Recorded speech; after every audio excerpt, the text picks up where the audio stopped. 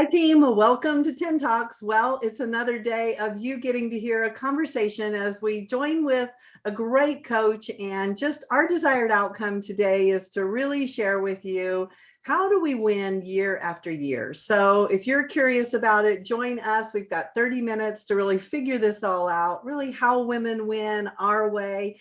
And our guest today is a dear friend of my partner in this project that we're working on, Kathy. So Kathy, I'm going to pass to you to really do a great intro for us. Yeah, for sure. Well, Carol Hutchins, we're going to call her Hutch, and I'm probably going to call her Hutchie because that's how we knew each other.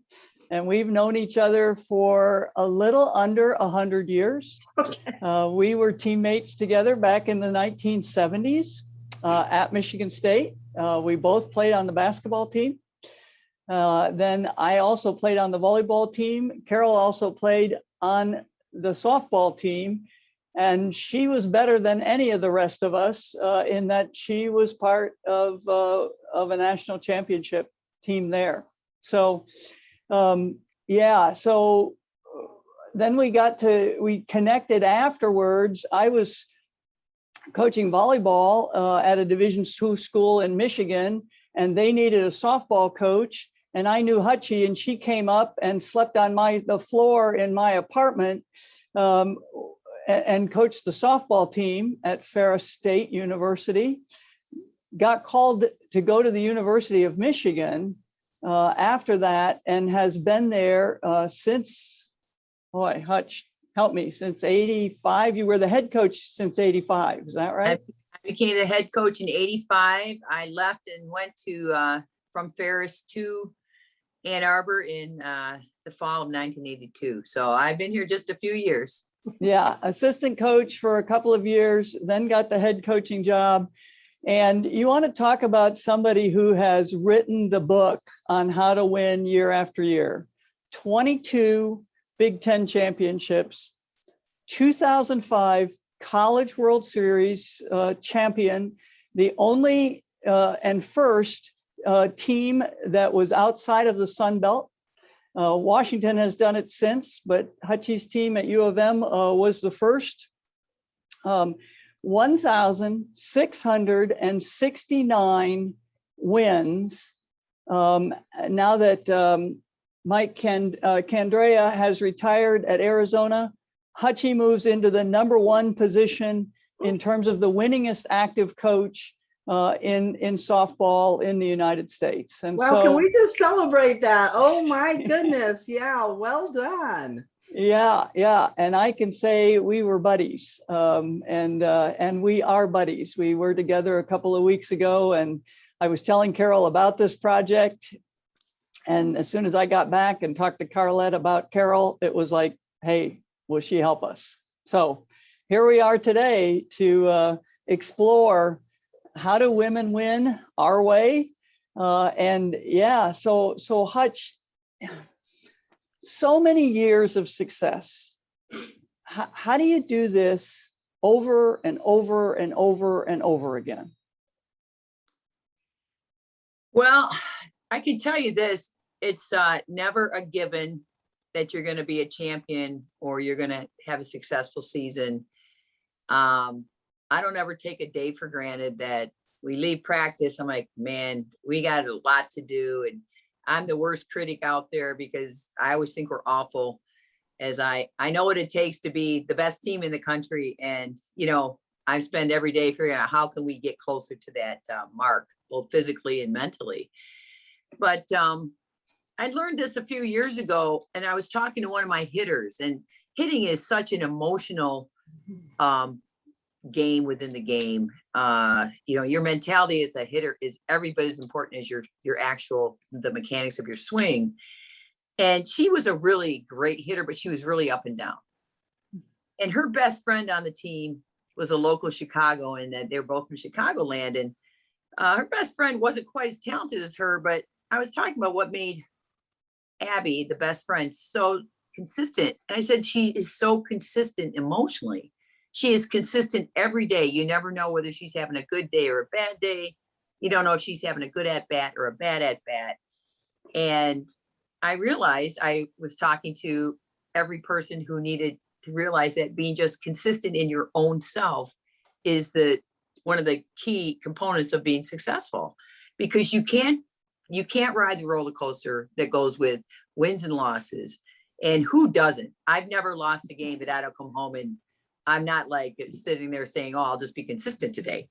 But it is an emotional roller coaster, and you can't get caught up in it. And you really have to stay in your moment. And as I advise kids on that all the time, being consistent in yourself is the first step as a coach. And I recognize that ups and downs are part of the game. And everybody needs their space. I need if I get home at 9 o'clock at night, I've got until 2 o'clock the next day to get over it.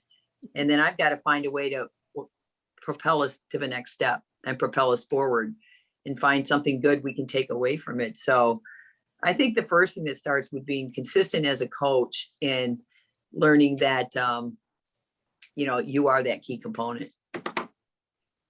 Well, as easy as that, as you make it sound, that is something for all of us to master forever in terms of really learning that consistency. What did you find out when you were talking to your player about how they become really consistent with themselves? How do they get off the roller coaster? And so what have you discovered as some winning strategies? Well, I learned a lot from our pitching coach, who spends a lot of time in one-on-one. She gets to coach one-on-one more than most people do. And, we really do teach the process, because kids can be very outcome oriented. They want to get a hit, and you can't go into the batter's box and want to get a hit, because you can strike the ball as well as anybody and not get anything out of it. You can just be an out. And we have to get them to learn to embrace when they do the process well, and as they get better at it. And we have to definitely celebrate the little steps, the baby steps, and recognize that they're moving in the right direction. So first of all, we have to start with that. We have to keep that mindset, and we have to keep reminding them. And in some regards, I consider myself, you have to brainwash them into thinking the way you want them to think. Okay. Which, this is good stuff. We are doing this well. And even though the outcome isn't where you want it, we are a sport where you hit 370. So you are at a 63% failure rate, and everybody thinks you're doing great. And we have to teach them the mindset that goes with it, and their approach to how they approach every challenge that they have, both whether it's on the field and ultimately, it's part of their life lessons. And so how did you get there, Hutch? I mean, you and I were teammates. I mean, we were up, we were down, we were crazy, we were good, we were terrible, we were kids. And really, both of us became coaches when we were kids. We were in our 20s. And so don't do the math on where we are now. But how did you learn it? When did it strike you? Who did you learn it from? Well, I think a couple experiences, and I do remember my senior year in college. My goal as a basketball player, I just wanted to play. I wanted to start. And every game we get this sheet that gave us all the stats, and I always looked to see how many minutes I played, because I sometimes didn't play at all. Sometimes played 5 minutes. If I got in for double digits, I thought it was a good day. And I finally was named a starter, and we went to our first game, and we drove to Penn State, because we drove everywhere. And they weren't in our league yet. No, it was back in 1979. And I was in that game for about 1 minute, and I got absolutely woman handled. I got pounded in the ground. I was a 5'6", 7.5 forward. And I came out, and it was an ego bruise big time, because I worked hard. And then I just looked up, and I was a team captain. I said, I have to be here for my team.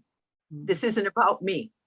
And I don't know if my first 3 years of college I would have ever gone there, but I'm like, this isn't about me. And I was the one to slap them on the back and say, let's go. Somebody get in there and push these big people back, because I couldn't do it. And, I'm fortunate because I could recognize my strengths and therefore my lack of. And so those are lessons I think that, I've taken with me along the way. And I recognize that, you can't speak for experience. And I think about my first 5 years as a head coach, and now I'm in my 40th season. My 38th season, and the experiences that you have along the way, and nothing teaches you better than getting your butt kicked on the field. And you have to walk away with the humility that, wow, I can be a lot better. And I've had, everybody talks about my number of wins, but man, there's like 500 and some losses in there. And I've learned a lot of great lessons on that field. And you learn how to win by winning. I always say, you don't learn how to win when you lose, you learn how to lose. But you definitely have to take the lessons that are meant, whether it's you're not doing it good enough. You learn not to overreact. And I really believe in the 24-hour rule of I got to step back and not judge this loss, not judge myself, my staff, or my players. My first reactions are always horrible, but I have to give it time until we come up with another plan to get us back on track, and understanding that the ups and downs that go with the season are as what we do. It's like crisis management. We're always trying to get ourselves back on a track. And when things are going really well, I'm the first to say, let's not get too high on ourselves. Nobody cares who's ranked number 1 in March, right? Yeah, but so we were talking a couple of weeks ago, and you said, and where you sit right now on the top of the mountain, you're an icon, okay? And I get what you're saying. You can't think of yourself as an icon; you just think of yourself as a coach. But it's feedback that the kids are scared of you. Hey, your kids are scared of you, all right? What does that mean? What do you do with that? How do you coach somebody who's scared of you? Well, I think there's a certain element where, young people today have never really learned that their adults in their lives are the ones in charge. That deference system that I grew up with. And my dad was a cop and a Marine. So I knew that the adults, we were like, be seen and not heard. Their best friends are their moms and their dads. And, that's not what we are. So part of it is the learning curve for them, learning how the empowerment that goes when they can finally, when you try to coach them to come in your office to have adult conversations, and you call them into your office, and the first time they come in, they say, I was so afraid, they didn't know what you wanted. And so of course it had to be something horrible. And I always say, when they call me, sometimes they call me, can I come talk to you? And I always tell them I was really nervous because I didn't know what you wanted. And I thought maybe you mad at me. But I think when you speak of what it takes to be a coach, you really have to be your authentic self. I mean, I can only coach with my personality, and I've coached under the legendary Gail Blevins when I started, and she wasn't legendary yet, but she is one of the greatest coaches in our game. And I'm nothing like her, but I spent my first 5 years trying to be like Gail because that was my role model, and I thought she was so fabulous. And I realized it didn't work for me. And I genuinely like people in general. I like them until they prove otherwise. And I like the age group of people I work with. And it's my hope that I'm authentic and genuine enough that it comes through in my approach to them, even though I have moments where I'm just like my dad. I have temper. I get mad, and I definitely hold them to a standard.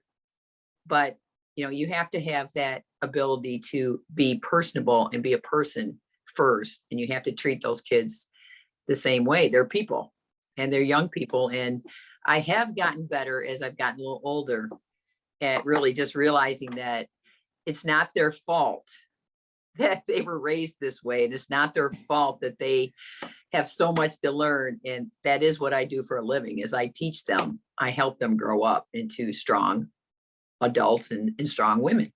So it's a test of my patience often, but I do get that. They're often intimidated.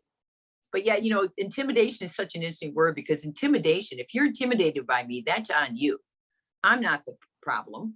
Your perception is the problem. And a lot of it is how we educate our young women into understanding, what we're doing and what adults are doing, as long as we're using our power, appropriately.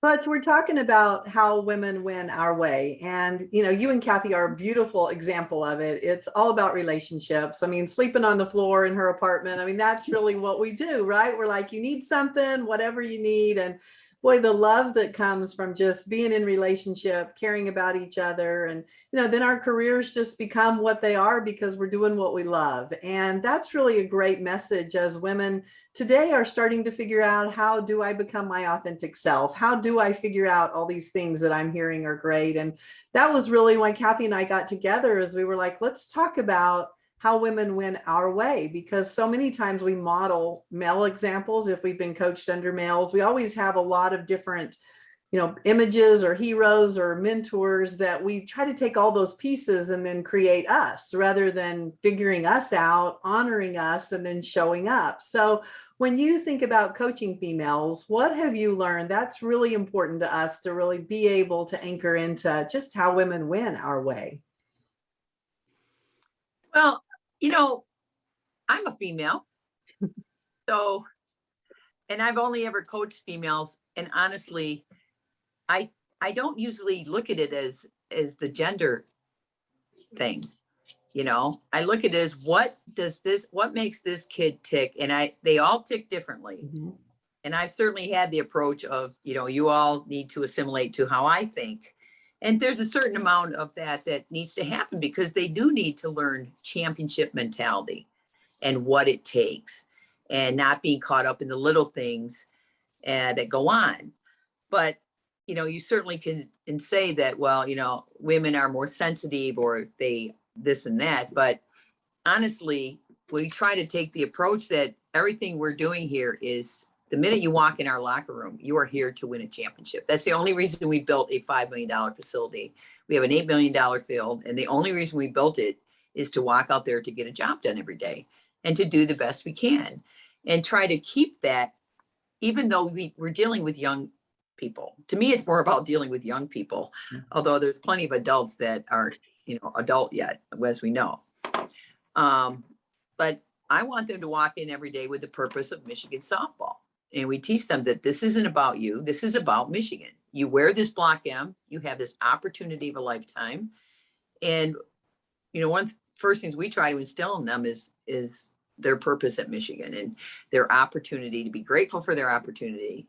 I think that goes a long way when they learn to be grateful and they remember how fortunate they are. And there's not a person on this earth that probably couldn't, use a dose of that every day. And reading a story, I was reading about Stacey Abrams just last night, and she came from a very poor background, yet their family did volunteer work because her mother said there's always people that are worse off than we are.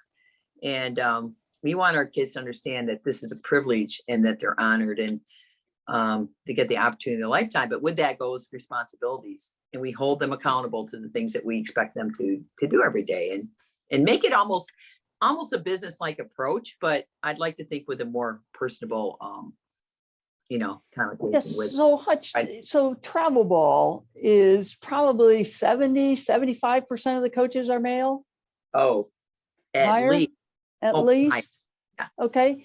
And Division I women's softball, still 66% Correct. women. So you're getting a lot of kids. Most of the kids that you're coaching, you may be the first female coach they've ever had. Yes. I think this is largely true. Yeah.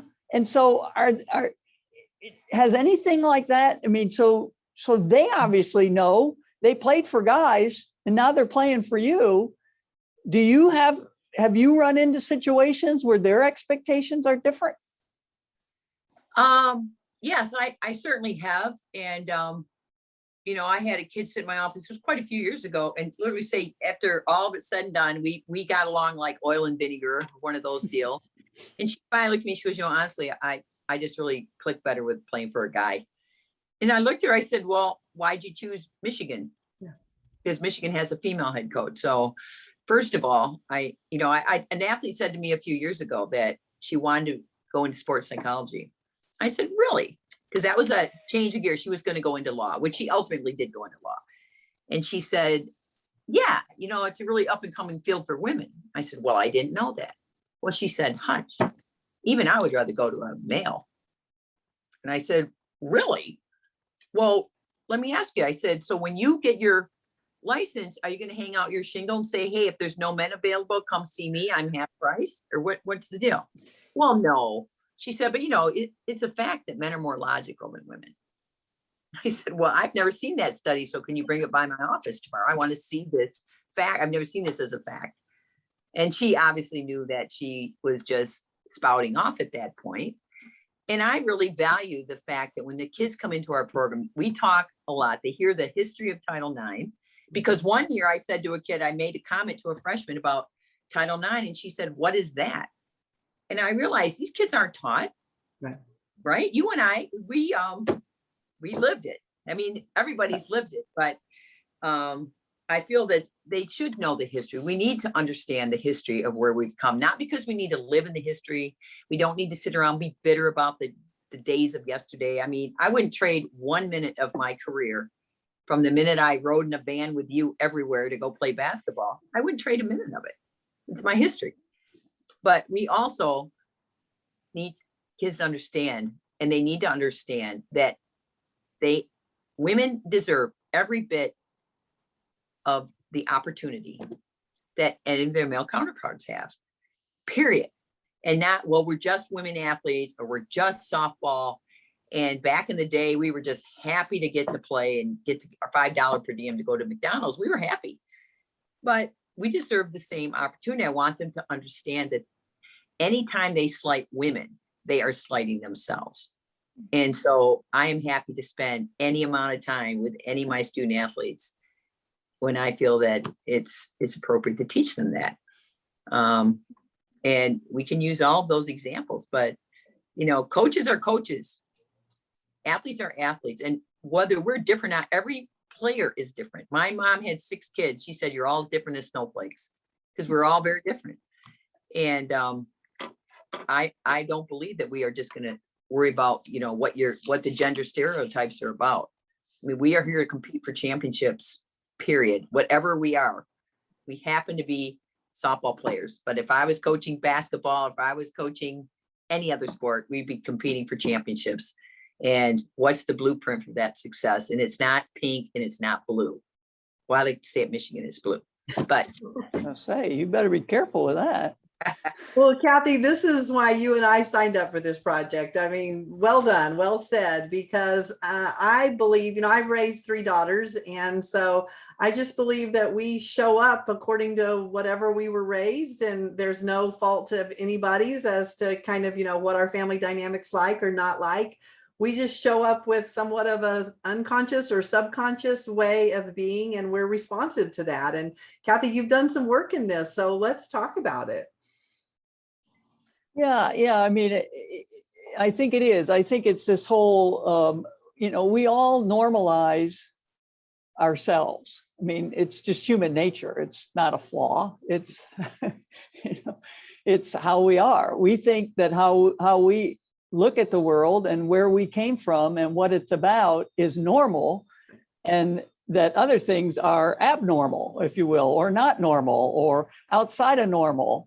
And so we kind of all go into this thing with some blinders on, and until and the conversations, Hutchie, that you're having with your team, where they'll just throw off a comment like, oh yeah, well, men are more logical, or, there aren't many women in this profession, so I'm going to go into it because then I can succeed, because they're better at it than we are. And it's like, do you hear what you just said? right. It is part of the whole thing that we're exploring is, how do we take off our own blinders?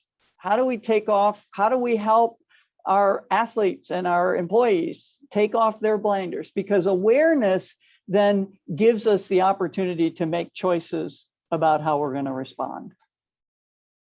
Well, and what's interesting, and Hutch, I'd love your thoughts on this, is how our female athletes are becoming empowered and being able to advocate for themselves and really express themselves. And yet sometimes in that somewhat rookie development, they're actually attacking their female coaches. And we're not for each other as females. So, how do we really educate them in a way to see that we're all doing this for each other? Well, to me, it's the biggest hot topic in sport, in women's sport.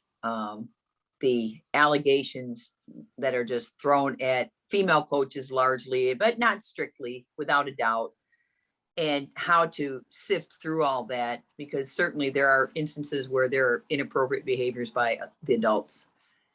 We see them, we've seen news clips, and nobody's advocating for that. Yet, what kind of standards are coaches ultimately held to? And in my mind, it's really imperative that the people who are in charge, which are administrative levels, athletic directors. I mean, as a coach, I heard Mike Krzyzewski say this once, and I totally believe this. You want to have a pulse on your program. I can't be somebody who goes home every night, no idea what they're doing. I mean, I know who the influencers are. I need to know who the partiers are. I need to know who the non-partiers are. I need to have a pulse on what my group is, what it's comprised of. And I feel the same of anybody who leads any organization. So if you're the CEO of Ford, you should have a pulse, even though you're got a lot more people to deal with. You need a pulse on your people and administrators to really understand and know what their coaches are about. They can't just, they have to show up. They can't just interview an athlete once, go to one practice a year for 20 minutes and think they really have a pulse on what kind of people they have. And ultimately they're the ones doing the hiring and the vetting. But, I think we want to teach our women, you talk about adversity, and we like to put them in adverse situations. I want practice to be much harder than the game. I want it faster paced, because softball can be kind of a slow game, although it's not really compared to, our counterpart. But it's hard to make it hard because we can't just put them on the line and run them. Like in basketball, we could just run more, and that always made it much harder. And sometimes that challenges them because they don't understand it, or it's not comfortable, and pushing kids out of their comfort zone. So with that comes a couple things. One, a lot of education on the front end. And I think a lot of empathy, because there are times when you're pushing a kid too far, you might have to reel it in momentarily, because you can't just get to the breaking point and assume that they'll figure it out. So you do have to coach everybody a little bit differently. And, I rely very heavily on the people I'm surrounded with, which is my coaching staff and my support group. They call attention, a lot of things they call to my attention that maybe I'm not perceptive. Maybe I called on to attention to them, what I don't think they're perceiving. And we have 4 sets of eyes every day in our practice setting, on our team bus, at our team meals. And, we're there to try to figure out what's working for our kids, what works for each of them individually and collectively, and what we can do to create the best environment for them. And that takes more than one person running it from the top down. How do you set that trust up so that the athletes know which positions the coaches play, in terms of, you've got the diversity in coaching so that everybody has somewhat of a different personality or different something, so that we really can serve and support all the differences in athletes and coaching? How have you really set your staff up to be successful in managing both the way you want to coach and also our new athletes? Well, first of all, I let them coach the way they coach. I believe greatly in you can only be your authentic self. And I don't expect them to be me. God willing, we don't want another me. One's plenty. But we do strategize. I mean, there's certainly times when we have to have good cop, bad cop situation. And I always get to be the bad cop, it seems. Every now and then I say, why I just want to be the good cop today. And who's going to be the one to get them through when the bad cop comes in and sets the tone, and then there's going to be the one who picks up the pieces. To me, it's a lot of conversation and learning from each other. Like, I listen to my assistants, and my first reaction is never my final reaction. I react immediately, no, yes, no, I don't want to do that, and then I stop and I have to percolate for a while.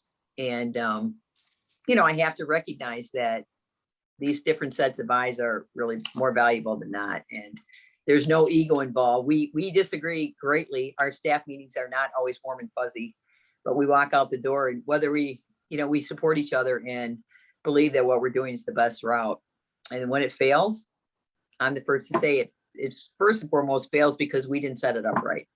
So if we have bad practice or things aren't going the way we want them to go, we're not a cohesive unit, we got to start right here. Let's start right in my chair and go around the room. And we're never going to blame the athletes for that. You know, they are going to respond to what we come up with, and we have to figure out what they respond to. So how do you take struggle and turn it into success? Well, as I say, I really love to take every situation when you have an incident occur. Let's use things that happen on college campuses. So kids get into trouble with alcohol. And my first reaction is to be really mad and hot under the collar. And then I'm like, oh, good. This will be a great teachable moment, because we'll be able to take this moment and the whole team will have a learning moment from it. And then we won't have it happen for at least a few years. But even on the field, I mean, we have, everybody has struggles every day. There's a kid struggling. Kids go through hitting slumps, and they go through moments where their pitching's not up to snuff, or they're not playing as much as they want. And we really all have to embrace it. This is a journey, and the journey is different for every player. And the journey goes through what it goes through, and everybody goes at their different pace, but we have to champion them through that. And yeah, it's not easy. It's not as easy as me saying, hey, no, this is going to work out. Keep trying. You're doing great. But we have to champion what they do well. And we always bring them back and say, well, you know, if it isn't working, it's like the kid who comes in and said, yeah, I didn't do well on the test. Well, did you do what you were supposed to do? Oh, yeah. Oh, you read all the chapters? Well, almost. And almost all the chapters isn't setting yourself up for success. And so you try to help them understand what the process takes to get there, whether it's reading every chapter and then reviewing it and then going in for extra help, or coming in for extra batting practice. We want them to own their own success and recognize that they are the ones who own it. And we really can only assist them with it. Because I find, especially more and more, or maybe I'm just noticing it, they kind of think that we own their success. Like they think I just make the lineup up. And, you know, once they own, the kids who do so well, and the kids who are the high achievers, the All-Americans, the Olympians, they come in every day and you have to practically peel the bat out of their hands. They want to get better, and they find a way to get themselves better, and they aren't satisfied until they've accomplished what they're trying to accomplish. And so we're trying to teach kids how to do that, that if you want to be successful, you have to do A, B, C, D, and E, and you have to do it consistently and regularly. And you have to be able to repeat it. And that's a learning curve, because it's not their fault that they don't know how to do it. They don't know how to do it. They didn't have to do it to be successful when they were younger, when they were in travel ball. I mean, they're successful in travel ball, which is why we recruit them. And then we find out they didn't have any processes in place. It's a tough learning curve. It's not always fun. I don't always enjoy it with them. But when they get to the other side of it, it is absolutely the most rewarding thing for both of us, for everybody. If we said, you know, boy, what advice would you have for your younger self? Would you have listened to it? Well, you know, I don't know how I made it this far, honestly. You know, I was just a goofball kid, you know, living for the moment, having fun. And I wish I knew a tenth of what I know now. I would give anything to go back to college with a tenth of what I've learned as a coach. And would I have listened to it? I mean, I think I would have listened to it. I think internalizing things, and really the thing I deal with most with the young people, it's hard for them to understand the wisdom we impart on them, because, you know, you have to live it, and some of it you have to experience it, and you flat out have to experience failure. We have the kid who's in the black hole. She didn't get to play this year, and she thought she was going to start, and we have to help them through that. And by the time it's next year or the following year, they emerge, they bloom. And it's hard to watch, but I think as a coach, you have to stay empathetic to it. But you also can't let them wallow in it, you know, because I tell them nobody else cares. You sitting here, you're in their room crying in the corner, but nobody else cares. Life is moving on. Get out there and get in the jet stream and live. But, you know, definitely you have to live through it. And as a young coach, I just know this: you can't regret and redo things that you've already done, but you can learn from them and you can get better. Right. And that's got to be every day. I mean, you try to get better, and you want to be better than you were last year, and that doesn't end no matter how many years you're in it. I don't want to be the same. I want to be better. And you keep evolving until the day you're out of it. And then I don't know what happens. You play golf every day. But well, isn't that what we evolve. teach our athletes? I mean, that's exactly, it's just so in alignment with everything that a coach is saying to their athletes. They're living it every day too, making sure they're getting better as a coach every day, and discovering this and having wins and losses. And it's a journey that we're all on together versus anybody having it all figured out. Well, you never figure it out. I think that's half the journey, is the fact that you really don't ever just have it figured out. And people have said that, well, you've got it all figured out. Oh, absolutely not. I mean, I go home every day. I'm like, I didn't do that right. I don't feel good about what we're doing. I don't know what to do next. I often think, I don't know what to do. What should we do? I don't know what to do. Sometimes, you just got to let them play. Let them play. And I'm like, oh, that worked. Just let them play. Well, it sounds as if the fact that Penn State was big and physical and knocked the crap out of you was maybe one of the foundational things that made Hutch Hutch. It definitely was the day that I grew up into a woman, and I don't think I was a real big, sit around and blame the coach because I didn't play. But I think it was the first time I really owned that, what? You just got to own that this is what you are. And it doesn't be the best you can be in all the other areas that you control. Like I controlled my effort and my attitude. Right. And I think it's just the day I grew up. And, that was a different year because you had left and all the big stars had left the team, Jill and Spoelstra. And then it was just us chickens left. And it was a good experience for me, though. I can tell you, I look back on it and I wouldn't trade it at all. I wish I was better, but I wasn't. And now you're in the position of, shaping women's lives and having those moments and living it year after year. And, what a gift you are, and what a gift for us to be able to just sit in on this conversation between two great friends, sharing some great memories and huge winning strategies, so much to learn. And so team, it's up to you now. Go out and figure out your authentic self.